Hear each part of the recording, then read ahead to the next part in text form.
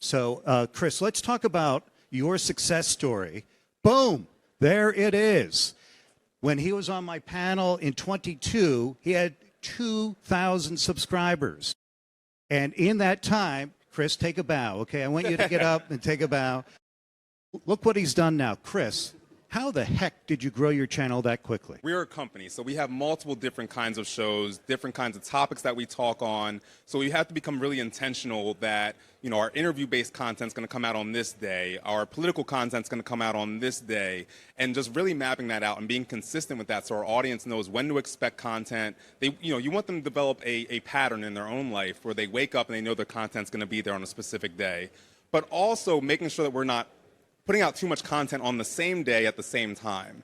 So if someone's following you, they might get an alert that you've posted something new. So we started mapping out, okay, if we're going to post something at 5 a.m., we're going to make sure we don't post something again until 2 p.m. So yeah, being consistent with the day and time that you post and making sure that you're not posting too much at one time that you're overwhelming your audience. The second was leveraging shorts. You can kind of look at the timeline if you go back a second here. 2021 to 2022 was when shorts really became big. I think it started in 2021, I believe. We didn't fully jump on it until probably, mid 2022, and then that's when we were able to make that large jump from 2,000 to 42,000 subscribers from 2022 to 2023. The way that we look at it is your long form video is your revenue maker. I say long, but it could be 5-10 minutes, but like that horizontal video format is your money maker. Your shorts content is what brings you your followers. That's how people are going to discover you. That's how they're going to subscribe to you. And we found that as a major trend for us that, almost 75% of our followers come from our shorts. And a lot of time that's just shorts from our overall content. So think about, as we were saying before, repackaging your content. I know there's a lot of talk about Midas Touch, and their big growth is becoming the #1 podcast company, #1 podcast show. If you look at what they do live podcasts. And then they take 10-minute clips from each of those podcasts and make them their own standalone content. And then from those 10-minute clips, they create 1 to 1.5 minute shorts off those. So you can repackage your content in the ways that grow your audience while also increasing revenue. We also did a lot of the testing with thumbnails and titles. I'm sure we're going to get into more of this here in a second, but with titles, as Neha said before, think about what you would search for, what normal people would search for. And yes, I know you love your title, but that should not be the first thing in your title. If you're even put it in your title, it should be at the very end. So we have a show called Touré Show. We're going to say in the beginning part, how to become a Hollywood executive, and then dash Touré Show. You're coming there to learn about a topic, not here particularly for the show. You want new people to discover the show, so make it more experiential than as an advertisement for your show.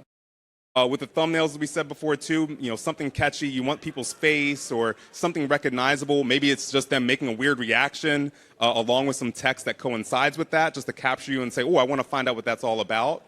We recently just started partnering with a college sports network, so we're now becoming an official college sports platform.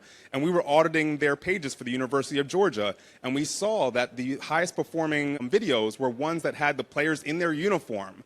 Not even their face, because people don't recognize football players' faces. They recognize the uniform and their number. So it all depends on what your content is. It's not always the face. Maybe it's a shirt. Maybe it's a uniform in this case. But every show is going to be different. There's no perfect pill for anybody, but it's all about kind of testing these things out.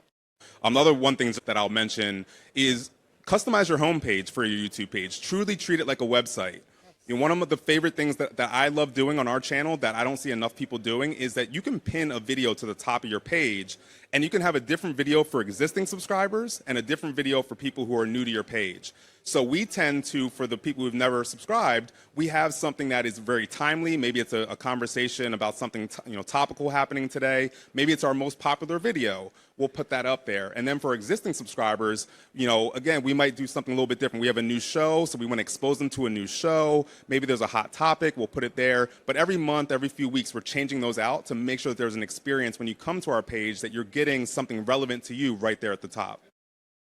This was really helpful. Question for you guys who are using shorts a lot. Are you finding when you're putting out your videos, dropping on Wednesday at noon, are you putting out the shorts at the same time? Are you waiting a little bit? How are you sort of mixing up which clips you're using and when they're going out? Are you waiting a few days? Are you trying to bombard everything? What's sort of the strategy there? I personally always try to have the full-length video out first before I do my shorts. That way I can do related videos. So when you put up a short, you can say that this video actually comes from this other video. So I want that full length up before I start dropping my shorts. Hi, thanks. You might have answered this earlier, but do you allow YouTube to suggest the next video, or do you pull from your library of what should be? I love you asked. Oh, I'm sorry. I love you asked this because there's actually something else. Crap, I forgot to say this. I like to be intentional with my end cards. I always have two videos. One is a recommended playlist, usually for that show. But then I also recommend a video that is specific to that same topic or specific to that same guest because they're most likely going to get funneled there. And then I also have my little subscribe button. So I do those three for myself.